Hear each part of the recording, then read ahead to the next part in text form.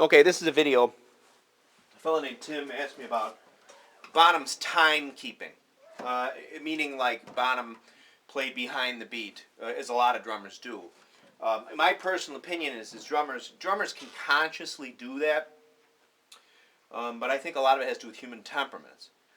There's a lot of people in the world that are kind of hyperactive and sort of real type A, like myself, and their natural inclination is to play slightly ahead of the beat, or on top of the beat, sometimes use that expression, a little ahead of the beat. Other people will naturally sort of play like right on the beat, and other people will naturally play a little behind the beat. And when people use that term, what they mean is, the best way to think about it is if you have, let's say there's a room full of people, or like the beginning of Queen's We Are the Champions, boom, boom. It's not, if everybody was clapping at the exact same time, it'd just be like, joom, joom, clap. It wouldn't be like, the reason why that happens is because always in a group of people, statistically, the way people are, the way they perceive time and or their temperaments, will always be a little bit ahead of a beat or a little behind. And meaning that, like, so when people are keeping that time,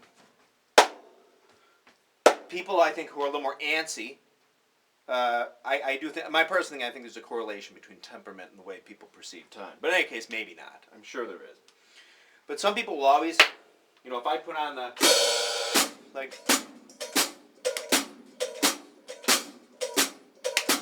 people will not that I demonstrated it that well, but will always tend to clap their hands a little bit before where the actual beat will really fall, and other people will naturally do it just a little bit behind. Therefore, what you have is, if this is the beat, if you looked at it on a piece of paper, if it was charted out, or a digital screen, if they mapped it out, if this was the actual downbeat, you'd have some people kind of start clapping here, then most people, then you have like a bell curve, and then like that, So some people perceive time a little earlier and a little after. And people will do it sometimes whether they're playing, or sometimes even if they're singing, or I encounter it a lot if I'm talking like in my typical northern United States kind of way. When I talk to people, I normally talk to them about this fast. I'm like, hey, how you doing?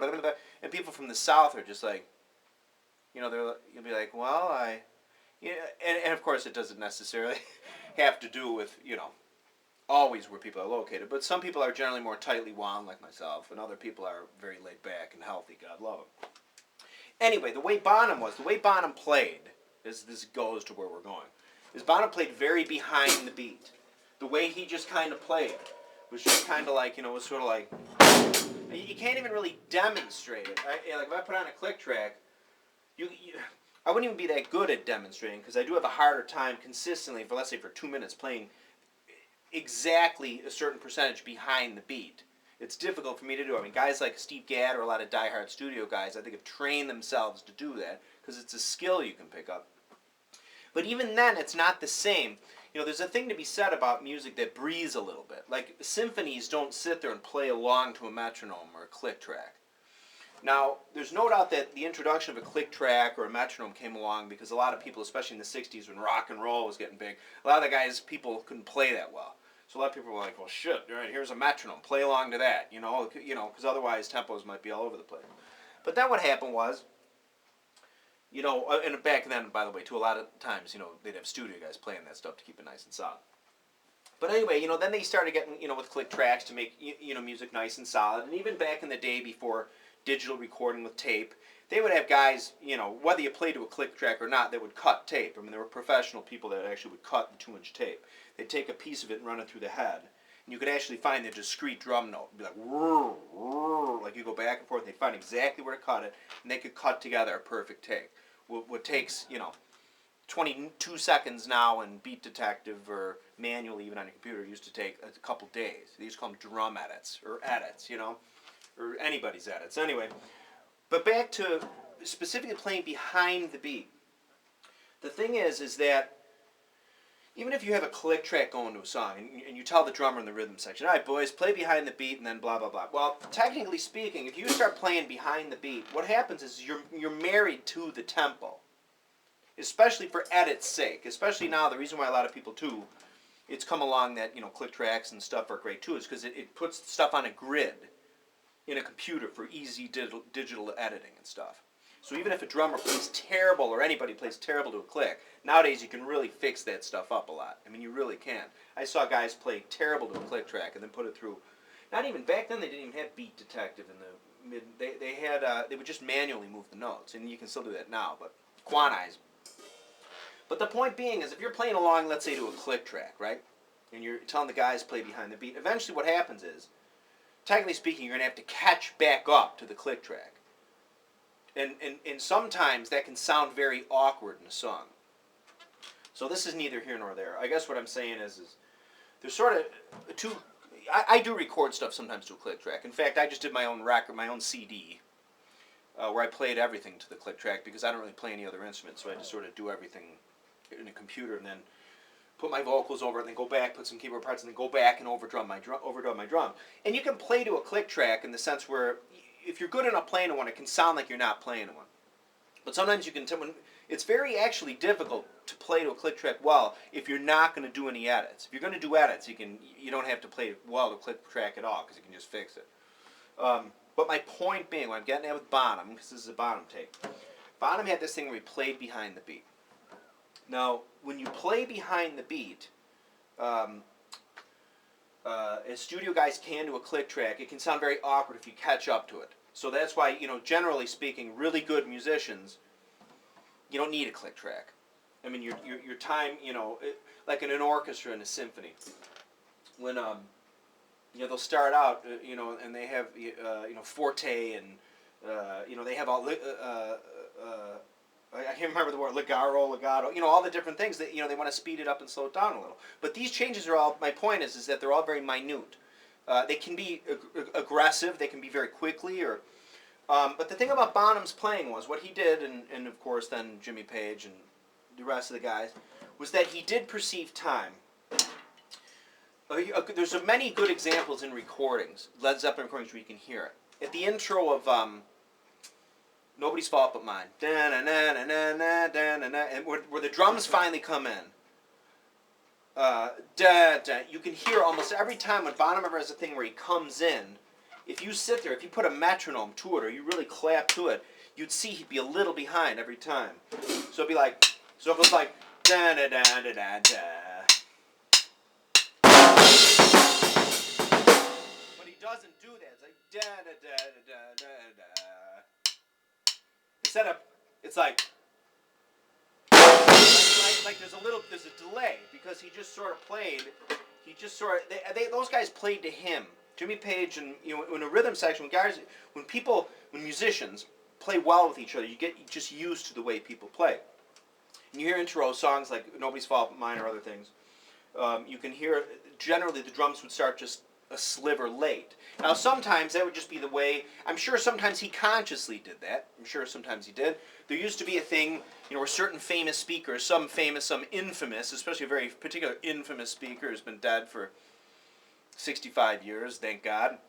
He'd walk out in a speech and he'd stand there, the crowd would cheer like crazy, and he'd stand there. Finally when the crowd stopped, he wouldn't start speaking right away, he'd just stand there for like another couple minutes. It had a big effect.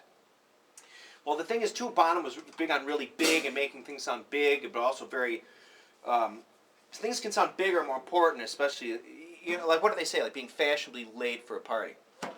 I'm sure Bonham did that sometimes, but a lot of it too, I guarantee you, he just played a little bit behind the beat. People sometimes say, you'll read where they'll say, oh, well, British drummers tend to play a little behind. Well, I guess they do. I don't know. I mean, I don't know that many British drummers. You read that, It's probably true. I mean, British people most of them aren't as tightly wound as Americans or as I am. Anyway, but you can hear it in a lot of stuff. If you listen to Since I've Been Loving You, the studio version of Since I've Been Loving You, there's a part where the guitar, in the intro before the verses start, the guitar goes, and the drums go.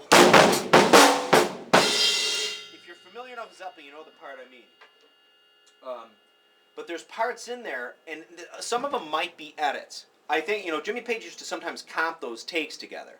He might do it, they'd sit in a room and they'd play the tunes, the guitar and the bass, and they just sort of do it. Bonham might be, or plan to be singing, he might put a couple takes here, then they go and they'd redo the bass guitar probably just to keep it smooth or dynamically smooth, redo the guitars, and then, the way it's still done today, or the way I still even do it even with digital recording, apart from the well, my own stuff, the sequencer, which I hopefully will never do again. But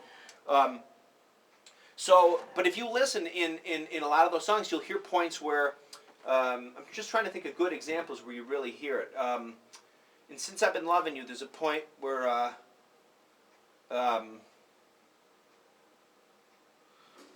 he's just going and like the crash, it's like.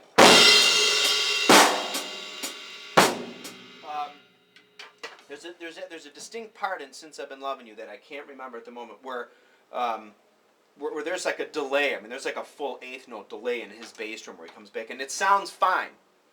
Jimmy Page and John Bonham play exactly with him there. Or Jimmy Page and John Paul Jones play exactly with him. They come in just right with him, and you don't notice it. If people, and I'm not saying John Bonham had a bad time, he had a great time. He was a great drummer. But there's a difference between having a great time and having metronomic time. They're not necessarily the same thing. Hey, how do you like my ring? But yeah, pause. Anyway, do you know what I'm saying? Like, I've seen a lot of guys that can play great to a sequencer and they're playing like monsters. But then, nowadays it's like, all right, well, how about if you sit with that guy with the guitar and the bass and they play, and they kind of sound like shit because they're not used to not playing to one. Now, a metronome and a sequencer and stuff are great to play along to practice with. They're invaluable to practice with, like a metronome. Everybody should practice with the metronome. But once you have a very internal, some people are blessed with a great internal sense of time, some people are not. Anyway, but by and large, I always felt, just to bounce around and backtrack like I always do, if you're good enough to play with the click track, you generally don't need one. But anyway, of course, in this day and age of digital editing and everything, they use them so they can put everything on the grid, blah, blah, blah. So in any case, back to Bonham. Yeah, right before, you know what it is? That thing in Since I've Been Loving You is right before that. Listen to that downbeat on the bass drum right before that. If you're really listening to the song, imagine it's not Bonham. I mean, if you're, imagine it's just another band. Just listen to it. It's like. There's a huge delay there before he puts that downbeat in. This phone is ringing. Hopefully, what do you think? Something terrible happened. I'll get you later. Anyway, point I'm saying is, so listen to that in Since I've Been Loving You. It's a great example. Right before that, listen to that. That's a great example. But there's other ones too, and again, it's usually on the intro of a song when he first comes in. And part of that also can be ascribed to, like I said a minute or two ago, when they would record the rhythm beds, when they would record the basic structure of the song, if they redid the guitars and stuff, or the vocal later, sometimes it would give the illusion of the drums coming in, well, in Zeppelin's case, a little later. Because what happens is if the guitar plays first and then the drums come in, the guitar, when it first comes in, is setting a time. And if it's not synced quite right, it'll sound a little funky when the drums come in. And I remember in a band I was in, we did that. We had a guitar intro. We played it, went back and played everything. We were all tight, but then my guy redid his guitar. But when he redid the guitar, I went back and we went through and we put sometimes what you do is you record the tune, you can go back and put it, manually make a metronome to it, and then go back and re-record. Sometimes it's a little easier, Anyway, but when he did the guitar, the first couple times he messed it up, and it just made the drums and made everything else sound off. So stuff is very relative. Anyway, back to Bonham. Here's a great example on Carousel Alhambra of In Through the Outdoor. Bonham goes when they go da da da da da da da da da. When they go into the da da da.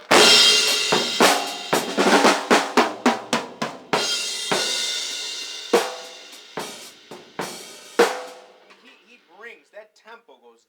It slows down dramatically. If you had musicians play that to a metronome, and they were well, and you said, listen, dudes, play that to a metronome, drummer, Steve Gadd or Dave Wackel or any skilled studio guy, and they did it, it wouldn't sound the same because it wouldn't slow down. There's a difference between moving around in time, especially to a click track, for a little while playing behind, and then for a little while getting ahead. You can do that, but the actual beat is staying the same. But there is the thing where you actually can. I guess what I'm saying is with Bonham and with what stuff these guys did is it was like an orchestra where it did slow down and they meant it to, as opposed to when you're playing to a band like somebody's playing, like you'll hear like the Stones if you listen to like Honky Tonk Woman and stuff, you know, it starts out this fast. By the time it's done, it's way up here, which is great. You know, Charlie Watts is a great drummer. There's Zeppelin stuff too that rushes. Actually, there's very few Zeppelin stuff that rushes. But in my opinion, if you listen to Tangerine to me is actually the only recording where I ever really hear that, and another one where I ever hear Bonham actually rush. You actually hear him play faster as that tune goes on. It's unusual for me to hear that. If you listen, next time you listen to Tangerine, just listen when the drums come in, and then as it goes on, it just seems like it picks up, which is unusual for those guys. Anyway, but playing behind the beat, listen to Carouselamba, he slows it down. But when you slow these things down, when they do that, then you can, what happens is when it's without a click track or a metronome, you're setting a new tempo. So even if you're totally solid, you're playing a groove, and then you want to slow down.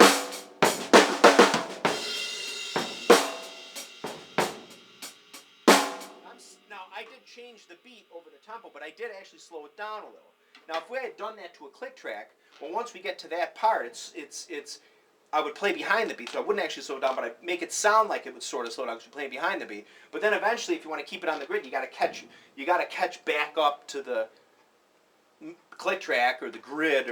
Whereas if you're not playing it when you have really good time, you don't. You can redefine the time every time from section to section. You know, you put a metronome in every great player, no matter what they're doing, it's not going to be in perfect time. There's going to be times where you can put a metronome to a drummer, and for like 30 seconds of the song, the guy's like pretty much spot on. But that's just going to change a little, and eventually the metronome will be here, and the guy's beat will consistent, and then for a minute or two it might be consistently here, and then a minute or a couple seconds. So people are not machines; they're solid, but it's all relative. You know what? It's kind of like, here's a good one too.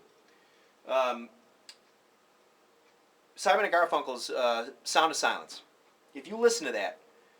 From what I understand, of course, they just recorded it. It was those guys standing there, and they recorded it, and they sang to it, or put their vocals on, whatever. They did it. But then they added drums to it later. I think a producer or somebody was like, we got to beef that song up a little bit. So they added drums. And if you listen to it, it sounds like the drums are all sloppy. I do think they could have been recorded. I think the drummer doing it, if I was the producer in the session, I might have had him do it a few more times. I think you could have put the drums a little tighter to the recording.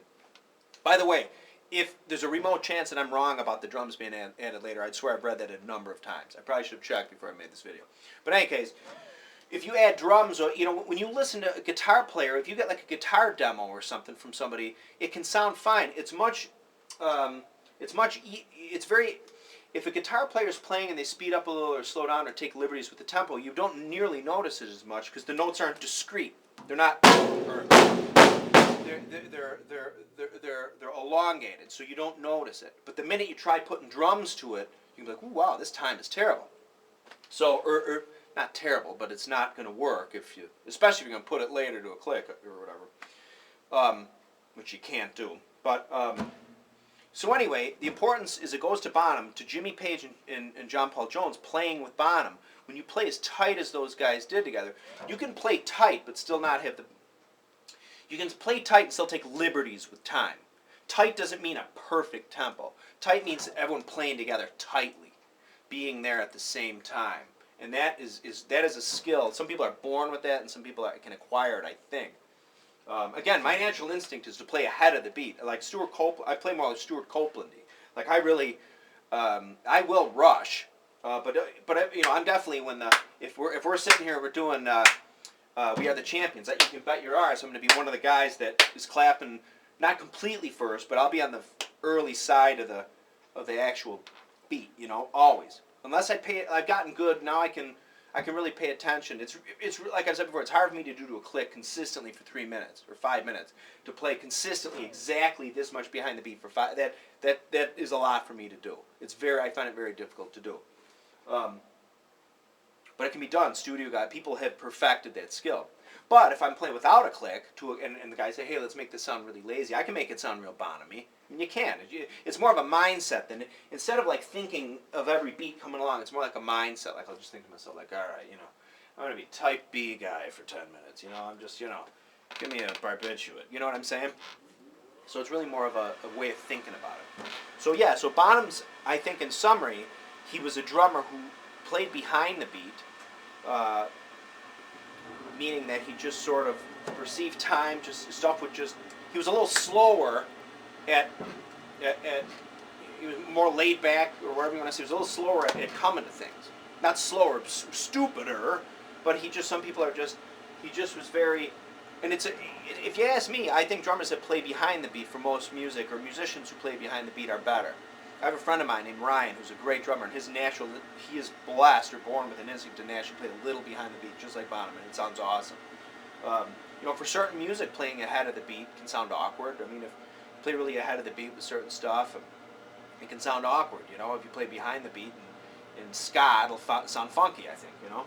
So, but again, for specific examples on Bonham, listen to like Since I've Been Loving You, Caroselambra, the intros to certain songs. You know, he just kind of, really what happened was is Jimmy Page and John Paul Jones really played to him. And you can hear that in some recordings. And you know what's a classic recording of that is, I think it's Black Mountainside. This is embarrassing, I'm supposedly Mr. Zeppelin, but there's the recording where it starts out, and then eventually Bonham comes in with the bass drum. You can hear Jimmy Page is playing a certain tempo, and when Bonham comes in with the bass drum, he's not playing at the same tempo as Jimmy Page, he's playing slower. But what happens is Jimmy Page adjusts to Bonham. God, is it Black Mountainside? Yeah, it's on Physical Graffiti. I think it's Black Mountainside. Yeah, then the drums come in. Anyway, listen to that. That's a classic example of those guys playing to him. I mean, they played to Bonham. Bonham, like, set the tone. He was really a drummer who set the tone. But he was very solid. Like, his tempos really didn't fluctuate nearly as much. I mean, but what he did is when he did play the tempos, if this is the grid, he was consistently a little behind. He would slow down in certain parts with everybody, like a verse, he might slow it, and then we get to a chorus, he might rush it just a little, and just what real music should do. I mean, you know, the nature of music, nobody ever said, just because years ago people said, well, hey, let's use a metronome, because originally some of these drummers can't keep time, so play to a metronome, to people just getting used to that and getting used to perfect time, to now play into it because it fits well with the grid, digital editing. But also, too, a lot of younger kids today are so used to digital time, are so used to perfect time, they don't remember a time when stuff wasn't perfect. I mean, if you play, there are some kids, if you play When the Levee Breaks to them, they're like, oh my God, those drums. I mean, it stands out so much because they're not used to human playing. It's a shame today. I thank God for Guitar Hero, because now they are. Guitar Hero has saved the world. Rock and roll, as far as I'm concerned. So many kids now are getting back into good old music. Anyway, that's my take on Bonham's time. If there's some things I didn't address here, let me know. That's just my opinion. So, I hope you enjoyed the video.